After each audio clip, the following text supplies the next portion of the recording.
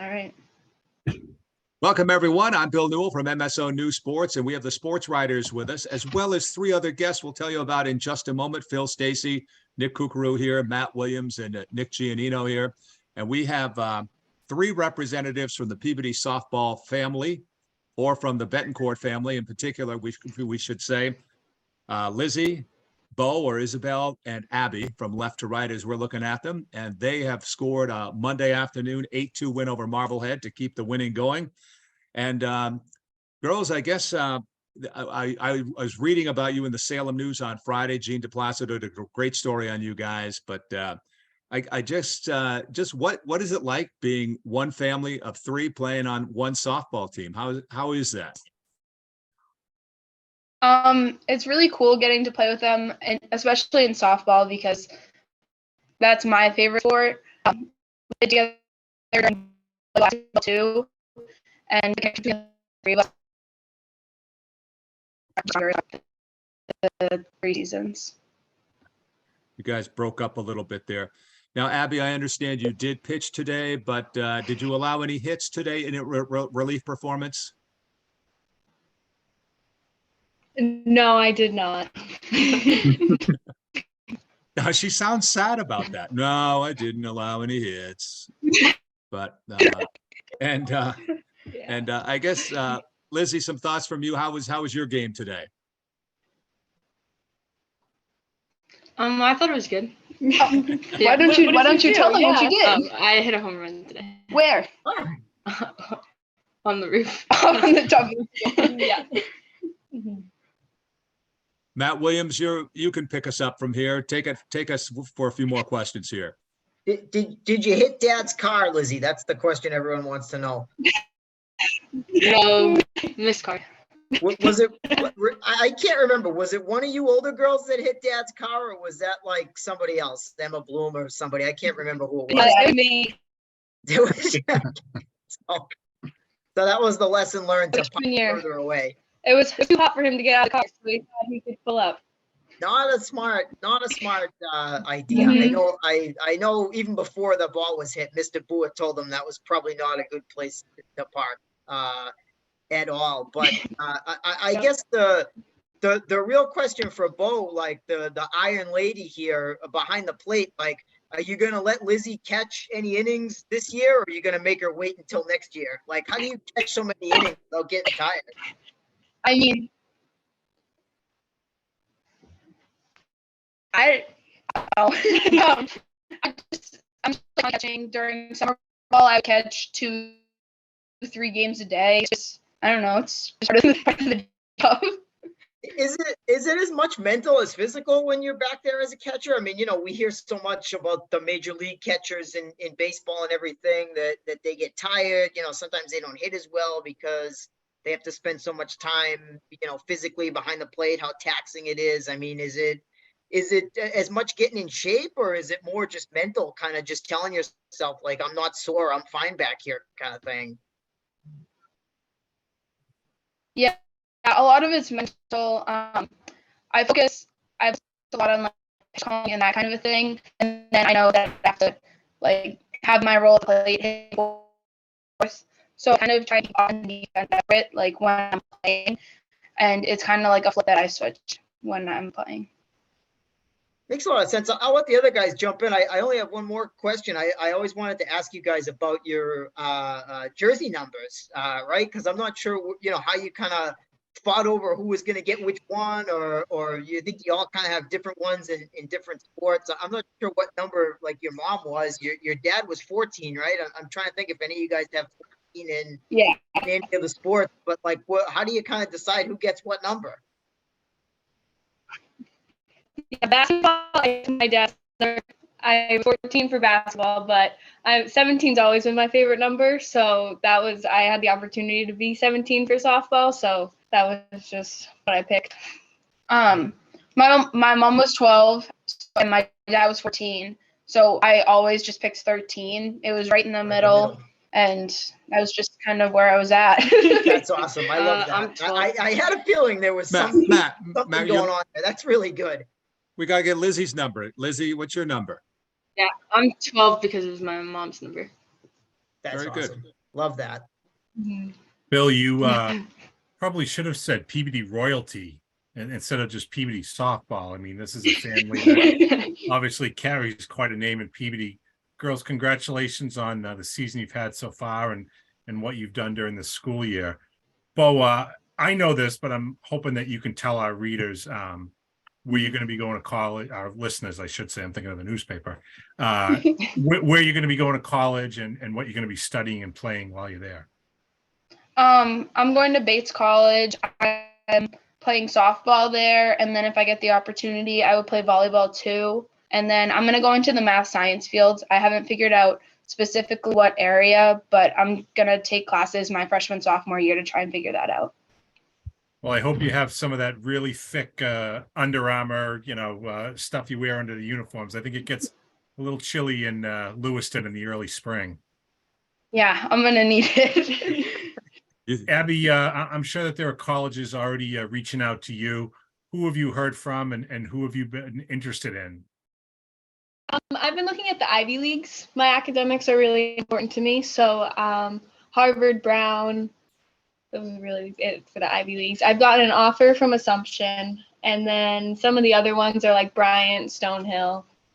What else? Is that it? I'm guessing your dad would be like the proud peacock wearing a Harvard sweatshirt. Yeah, He would love that.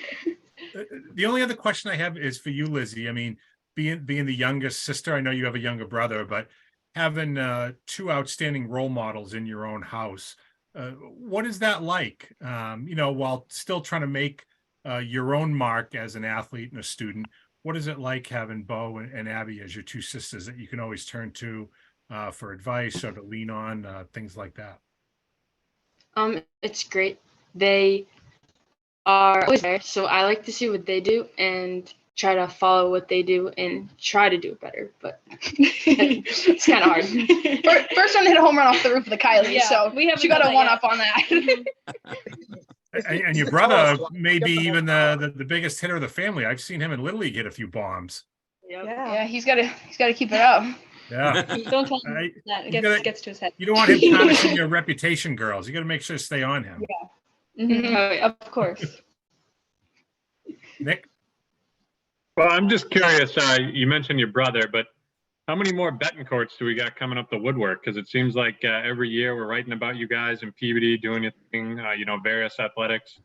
How many others we got coming up that are going to be entering the high school ranks here? Our cousin is currently on our JV team because we allow 8th graders to play.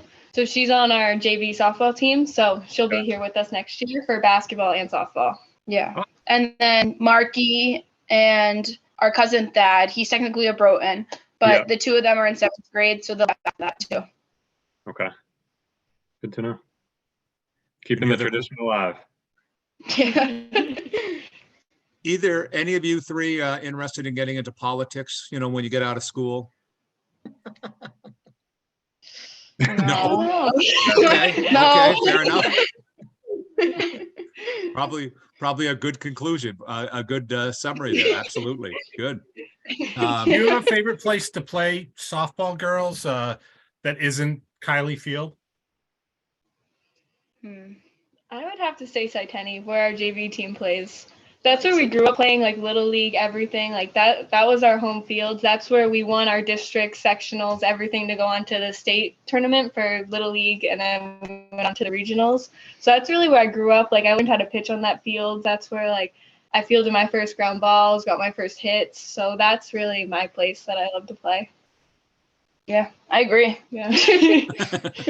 And I suppose your favorite would be the place where the state finals are held. If you can get back there this year and emerge as champions, that would be. I'm guessing that might supersede everything else if that were to be the case. Yeah, we win that goes right up to the top. So while keeping that we're still in late April here, but you do have an end goal that you want to get to. What will it take for this team to improve and get all the way through the playoffs again, which should be another very tough field, to get back to the finals and win it this time? I feel like it's a mindset. it's a long season going to the state finals, and we found that out last year. And I feel like by the end, we were all a little burnt out, where I feel like this year, like, we know what it's going to take, and we need to mentally prepare for that all season, and not just, we know what we're getting into, and that we're not going to be going into it blindly this year. Well, Yeah, I know, think we got to keep the bats hot. Sorry. We just got to keep the bats hot, and we'll be all set. Well, I know that 2 of hundreds of people that'll be wanting state championship T-shirts would be Miss Jean DePlacido and Miss Rose Raymond. So, of course, they're always there. yeah, they'll be at the front of the line looking for those. Believe me. One last question for you, Abby. So you came into relief today against Marblehead. So when will you start again? Our North Shore listeners will want to know this. So we actually are surprised. It's actually like a fun game now. Me and our other pitcher, we joke about it. She likes to tell us the day of when we show up to the field. And so I'm not sure, but we'll find out. Yeah. We'll find out eventually. It's an ongoing out. You're just trying to sell tickets. I know what you guys are doing here. All right. All right. Well, girls, thank you so much. Lizzie, Isabel, Bo, Abby, thanks so much. All 4 of you. Thanks so much for joining us here on the podcast this week. And congratulations. Girls. Say hello to your dad for us. Season. Okay.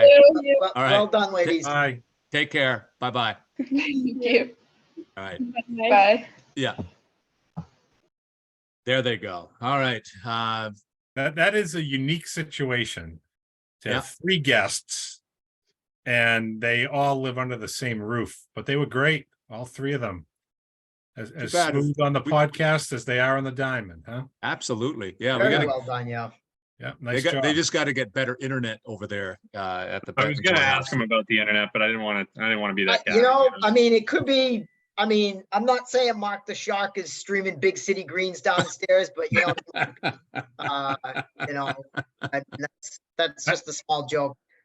In all seriousness, I will say that everybody that I talk to and talks about the Betancourt girls, as they say the same thing, they are the nicest kids, and you can see why right there. That they're polite, you know, they can laugh easily, they're self-deprecating, and you know, obviously it's pretty clear that they care about their teammates and all. So I think that makes for a great combination as a student athlete representative for Peabody High. Oh, they're back. Did you girls want to join us again? I saw you were waiting to come back. Was that a mistake? This is just didn't know if we were supposed to leave or not. Yeah. Sorry. okay. You're okay. That's what I figured. Okay, Just I a know it's mistake. fine. Okay. No problem. Okay. I didn't know. I thought we might have a surprise guest joining us. So there. I was going to say, was Yeah, it another burning, Betancourt. or you know, what was We're the deal? very we're you know, we got everything buttoned down here. But no, I mean, and I love the multi-sport thing too. I mean, I tell people all the time up here in my neck of the woods, people that are worried about their kids trying to get into club or specialize or whatever, and you know, it's like a refrain for me. I say, listen, Abby Betancourt's the best softball player in the whole state, and she plays volleyball and she plays basketball, so your kid doesn't need to not do that too. So you know, it's just great examples, and there's so many multi-sport examples across the whole North Shore that we talk about all the time, but that's sort of my go-to line is Abby all the time with the young softball kids up here that are worried about, you know, specializing. Hey, so let's go. Let's quickly jump and do our whip around and find out what's going on with you guys, where you've been, as we record this on Monday evening to put up on Tuesday morning. So, Nick Kukuru, let's begin with you, and Nick Giannino, Phil, Matt. Will go around quickly and get some updates from either games you were at here on Monday or some other notes from around the area. So, Nick Kukuru, why don't you kick us off here? At Gloucester softball this afternoon. Had to move over to Burnham's Field today. The rain turned, you know, Gloucester High's field into a puddle, which it doesn't really take much to do that. So, you know, it rained all day yesterday. There was no surprise it moved over to Burnham's. But yeah, Gloucester beat Greater Lowell 12-0, their 3rd straight win. Everyone in the lineup had either a hit or a run scored, so it was a good day for them. But they're gearing up for our 3 guests coming up on Wednesday. They play at Peabody on Wednesday. That'll be a tough one for them. Gloucester's 5-4. They're really solid, actually, but you know, it's a tall task to ask to expect them to get past that team. Nick Giannino. Sure. Yeah. Well, I do want to talk a little tennis because we don't always get to the tennis, but I was over at Gloucester last week. What was that, Friday afternoon? And first, I want to say that the courts look awesome. They resurfaced those over at Gloucester High, which I know a lot of tennis programs and schools around the area are pushing for. Some of these courts just need work, but they looked great. Gloucester's got a good thing going over there, I think, with the boys tennis program. Nick, you touched on it a couple weeks ago, I think, here on the podcast, that they got a pretty strong team. They weren't able to beat Marblehead, who's kind of been the class of the NEC and the boys tennis front, but they battled hard. They had some close matches. Even the number one kid there, can't think of his name. What is it? Piano Sosa. Oh yeah, Piano Sosa. Yep. Yeah, he's a pretty impressive player. I mean, he was going against Mika Garber, who's a year-round tennis kid, probably going to go play at a high-level college. And he took some games off him, made it difficult on him. So Gloucester, like you said, Nick, they got a lot of athletes that don't really play tennis full year round, but I thought they're definitely moving in the right direction, and those courts were awesome. So I thought that I was going to say, you a good mentioned little note. the courts. I did a story on the courts last summer, and one of the parents made a private donation to the courts, and she said what motivated her was the little meeting before the match starts, and they had to go over the ground rules for if the ball hit one of the pieces of grass sticking out of the crack in the court. What you have to do on that? We had the same those special rules. We had the same thing at Pentucket when I was there. Our courts were falling apart. So same kind of thing. The ball will hit those little cracks of the grass and jolt a different way. That's not fair. So yeah, glad they got that taken care of. I know like Hamilton Wenham is pushing to get some new courts or resurface theirs. Like I said, it's one of those things that often gets overlooked, and tennis doesn't always get the love that I think it should. But it really makes a difference when you can have those nice courts. We can circle back to some other things too, Nick, if we have time. But Phil, Sure. Let me jump to you and give us some updates on what you've been covering, or even today, maybe even.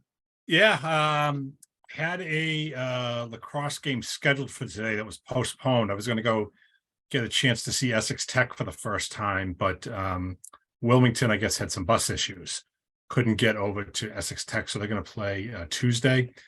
Tuesday, I'm actually going to see another team for the first time, Salem. And if you know anything about Salem lacrosse, they're in a complete rebuild, new coach in Joe Marullo, but a lot of excited players trying to build the program from the ground up. They're already making progress game by game. Haven't seen the results in the win column yet, but they're hoping to get one soon. They're going to host Lynn on Tuesday afternoon. So looking to see the Witches and what they're all about. Saw two really good games over the weekend, Bill. Saturday doubleheader. I like to do a couple games if schedule allows it. Saw St. John's Prep defeat Franklin, who in some polls was ranked number 2 in the state, but the Prep really pulled away with a great second half. Third quarter in particular really turned it on. I should say fourth quarter and turned it on. They won 16-8. Jimmy Ayers, no surprise, another 4 goals, 2 assists. Jake Vanek comes back. First full-time game for the 3 sports standout. He had taken almost half a season off to rest, basically, after helping the Prep win the state soccer championship, then went right into hockey, and they went to the state semifinals. So he really hadn't had much time off at all in between seasons. So the coaching staff decided it would be best if he rested up for 3 or 4 weeks, which he did. And it looked like he never left. Scored 2 goals, had 4 assists, great playmaker. And then Saturday afternoon, I went over and I caught Pingree.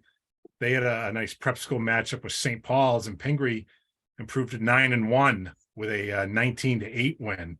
They got 7 goals from Riley McClure. They got another 6 goals from Mackay Taylor. And this was after their leading scorer, Sean Stevens, went out at halftime with a shoulder injury. So those other guys picked up around him. I thought the defense was very active. And Max Becker is a tremendous goaltender for Pingree, only a sophomore, but really, really good. Key in both of those games, obviously, as it is for any team that wins, is possession. Winning those face-offs, getting possession, setting up the offense, and making things happen. That's why they're 2 of the elite programs in the area. Matt Williams, any baseball you want to share with us? Well, I was at the prep today. I don't think we need to spend much time on that. I don't think Yeah. many people are going to read that story. They took one on the chin, 16-2. I'm not sure that that happens very much at St. John's. So they're going to have to shake things off pretty quickly and get back to basics over there. In the Cape Ann League, Hamilton Wenham remains undefeated at 4-0. They got a couple of big games this week. Georgetown on Saturday is going to be a big one. And I know Amesbury has stumbled a little bit in the early going, somewhat surprisingly. So Hamilton Wenham out in front in the Cal Baker. And in the conference, Masconomet's a surprise 6-0, big bounce back season for them. So they're playing very well right now. And the other couple of teams, Salem continues to play well. No curse. We wrote about them last week, and they swept the week. Went 3-0, beating who was it? Peabody, Georgetown, and Friday they upset Marblehead. So that was a great win for Salem. 6-2 out in front in the NEC Lynch, and then in the Dunn, you got aforementioned Masconomet undefeated, right on their heels with one league loss each of Beverly and Danvers, and they play each other on Wednesday. So that's a big one. Danvers is sneaky title contention. I mean, they're 4-4, but they have several non-league losses. So they've only got the one loss in NEC play, which makes that game against Beverly Wednesday a really good one. I mean, I've said this to a number of coaches. I probably said it on the podcast before, but I feel like this year, if you take Masco, Danvers, Beverly, and Marblehead and kind of shake them up in like a lottery tin, any given day, anytime those four teams play each other, I think it's going to be a good game to watch, a good day at the ballpark, and really a pick 'em. Anybody can win depending on who's pitching and who's on. So I think that's going to make for an exciting next 3 or 4 weeks as those teams get to play one another, and hopefully some other teams get hot. But right now, those are kind of the four in the NEC, at least, that I'm kind of zeroing my attention in on, besides Salem. But again, Salem's up by 2 or 3 games already down there in the Lynch. So they don't play those teams as often. I think they're playing most of those teams only once each as opposed to twice. Are we going to get a repeat from last year? Last year with Danvers being so good in the conference and dropping a bunch of out-of-conference games, they kind of tanked the whole NEC's power rating. Are we going to see that again? So I don't know. I mean, that's actually a big one. A week from today, Danvers plays Bishop Fenwick, which is playing really well right now. Fenwick 4-1. They're one of the hotter teams around. So if Danvers can steal that one next Monday night, I don't know if we'll record before or after the result of that one's in next week, but that could tilt the whole thing in the conference's favor that way. Speaking of the power rankings, I know Marblehead beat Manchester Essex twice, so that should not help the Cal. And Beverly's played 2 MVC teams and split them. But even the Catholic Conference is going to be worried a little bit about the power rankings, because I know like St. John's lost 2 non-league games last week. BC High, which pounded St. John's, has lost twice to MVC teams as well. They lost to Chelmsford and somebody else. So, looks like the Catholic Conference is not going to be the be all end all of baseball as it has been in the past or in some of these other sports. They just announced today too, I guess the first power rankings will be out on Friday. So we'll get an idea of who's who in all these different sports this coming Friday, April 28th, as we record. The rankings are coming, as they said. That's right. I could break some news and tell you who's going to be number 1 in boys lacrosse if you'd like. Yeah, share that with us, Phil. Sure. I mean, it's going to be St. John's Prep. I mean, clearly, it's Yeah. That's not going to be breaking news here. They're going to be. They're going to be the Miley Cyrus Flowers of like a week of 9 weeks in a row at number 1 kind of thing.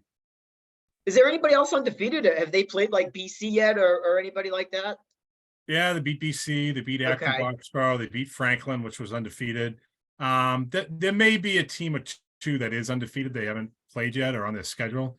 But there's not like a Catholic Memorial Hockey out there that's, going to be on par that they haven't played yet, in other words. Yeah. No, they could hang them at the end of the year. And remember, that they have games against these non-league teams are out of state champions, Staples, Connecticut, Bishop Girton, New Hampshire, things like that. So Yeah, none of those teams are good enough. I mean, like the CM hockey team was good enough to be number one before, they played against St. John's. I remember this past winter, but I mean, Hingham's not in that class for lacrosse. Like the only one really would probably be BC, and the prep already whacked them. So I don't think there's any way the math could be off. that's what I mean. It's just, yeah.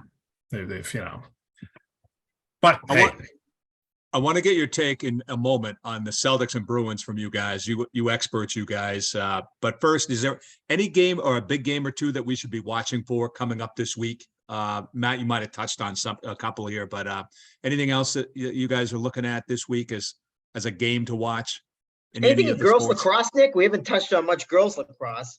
No, I haven't talked on girls lacrosse. There was a decent game between Peabody and Danvers today that was postponed as well, I guess, for a DECA event. A bunch of players. Yeah, that was moved to the end of May, Nick.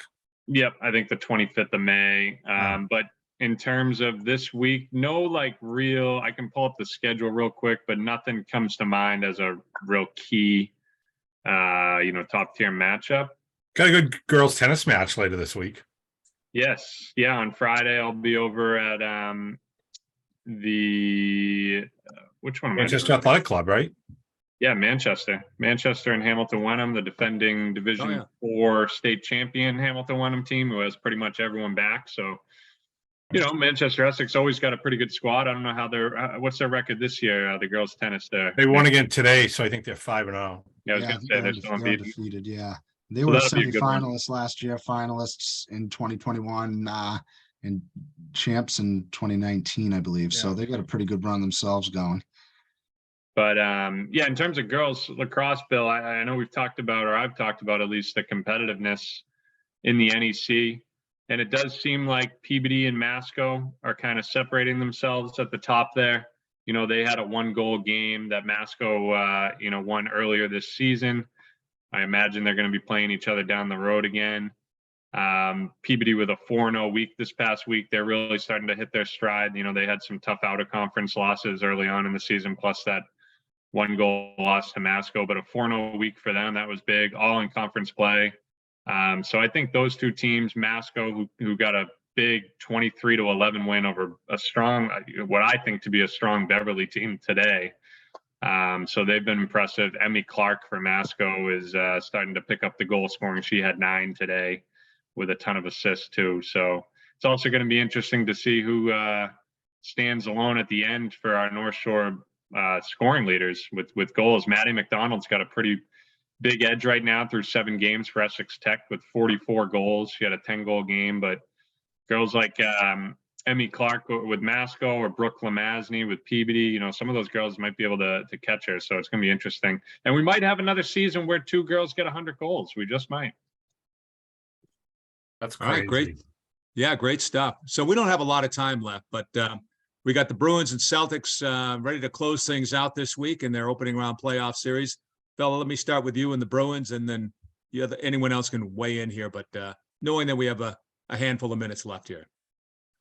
Yeah, played really well down in Carolina, I thought, minus Patrice Bergeron, who hasn't played for the entire series, minus David Krejci for games 3 and 4. Guys stepping up all over the place, whether it's on the score sheet, physical in terms of hitting or puck possession. They continue to get strong goaltending from Linus Ullmark. Whether or not he's suffering from some kind of ailment, his play isn't really suffering. If that's the case. So they come back home with a pretty commanding, I would say, 3-1 lead. I would be very surprised if Florida staves off elimination Wednesday night. I think the Bruins will advance, and depending on how this Tampa Bay Toronto series goes, they could give themselves a few days of rest before starting the next round, which would be good news for some of their walking wounded.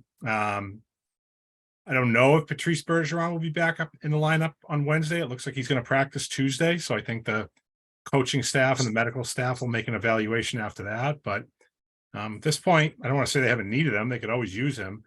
But, a lot of guys playing very well right now in the absence of their captain and their number 2 center. Taylor Hall's been playing great. Charlie Coyle. Jake DeBrusque, Garnet Hathaway, Dmitry Orlov, Chucky McAvoy, Hampus Lindholm. I mean, it goes on and on and on. It's a lot what we've seen all during the season. Funny thing is, we haven't seen a whole lot from David Pastrnak. 61 goals in the regular season, but clearly the playoffs are a lot more tight checking, not as wide open. He hasn't gotten unleashed yet, so to speak. I would think that'll only be a matter of time, but so far, everyone else is pulling the rope, so to speak, and getting the job done. Nick Kukuru, do you want to add to that at all?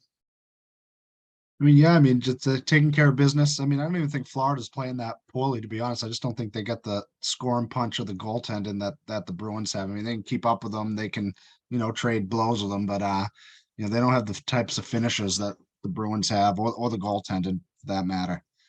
I think the goaltending is the biggest key in that. Certainly, some soft goals let in by Leon, and going to Bobrovsky on Sunday after he hadn't played for almost a month was kind of a desperation move, and he got exposed as that game went on. Nick Giannino, can you want to deal with the Celtics here in a minute or so? You don't want me to talk any Bruins? I got some good insight. No, I don't. Not this week. No, I don't anyway. No, leave it. Leave it. Celtics, yeah. Just keep that for next week. Thank you. Okay, fair enough. Yeah. I'm sorry. I'm pretty tough. I'm pretty tough tonight. I don't know why. I'll make sure to get my notes and come prepared for that.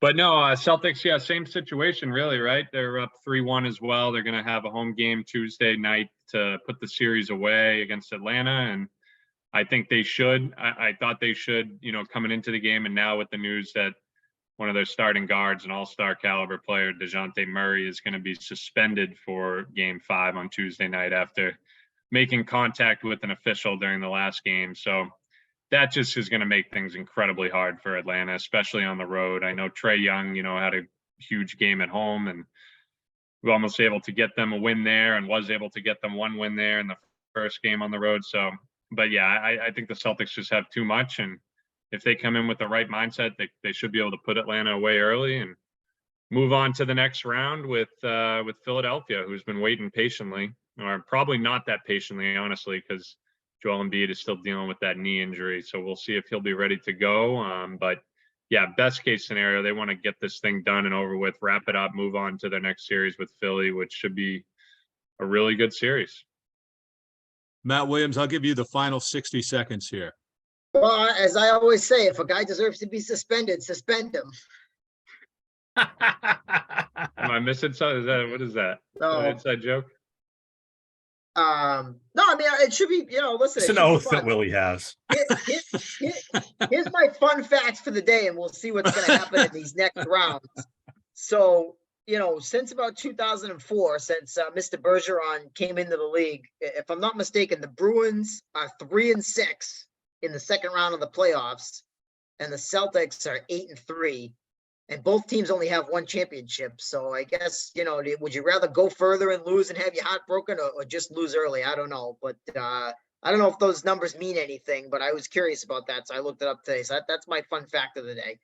I think by that logic, the Bruins would be 3-0 in conference finals then, right? They are. Yeah, that's correct. Yep, exactly. So it's like, if you're going to get there, do you want to just go all the way, or would you rather just bow out early? I don't know. That's like one of those fans, Hobson's choices, I guess. And like I said, they both have the one championship, at the end of the day in all that time. So, what's it all mean, really?